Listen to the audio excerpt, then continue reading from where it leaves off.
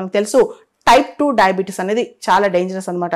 ఈ sugary foods, fatty foods తినడం వల్ల ఒబెసిటీ పెరగటం, కార్డియోవాస్కులర్ డిసీజెస్ రావటం, టైప్ 2 డయాబెటీస్ రావటం, మెటబాలిక్ డిజార్డర్స్ రావటం, వీటన్నిటి వల్ల పిల్లల యొక్క ఎదుగుదల కానీ వాళ్ళ యొక్క ఆరోగ్యం కానీ దెబ్బతింటది అనమాట.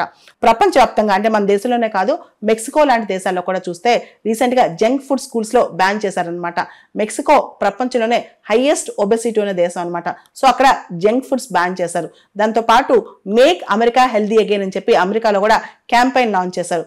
యూకేలో చిల్డ్రన్ కి అంటే పిల్లలకు కనిపించే విధంగా జంక్ ఫుడ్స్ యాడ్స్ ఇవ్వకూడదని కూడా యూకేలో రూల్ వచ్చిందనమాట. దీంతో పాటు జంక్ ఫుడ్స్, షుగరీ ఫుడ్స్ కు బదులు ఫ్రెష్ ఫ్రూట్స్ కానీ లేకపోతే వాటర్ కానీ రకరకాల బివరేజెస్ కానీ ఏదైతే ఫ్రూట్స్ కానీ ఫ్రూట్ జ్యూసెస్ కానీ లేదా టాకోస్ కానీ బీన్స్ కానీ ఏ విధంగా వెజిటబుల్స్ ఫ్రూట్స్ తినొచ్చో చాలా దేశాల్లో వాటి యొక్క ఆల్టర్నేటివ్స్ కూడా ప్రమోట్ చేస్తున్నారు అనమాట.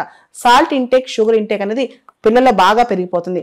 మనం చూస్తే ప్రపంచంలో చైనా తర్వాత ఎక్కువ మంది చిన్న పిల్లల్లో డయాబెటీస్ పెరుగుతున్న దేశం భారతదేశం అంట. కాబట్టి చిన్న పిల్లల్లో డయాబెటీస్ రాకుండా చూసుకునే విధంగా CBSE స్కూల్స్ లో షుగర్ బోర్డ్స్ ప్లేస్ చేస్తున్నారంట.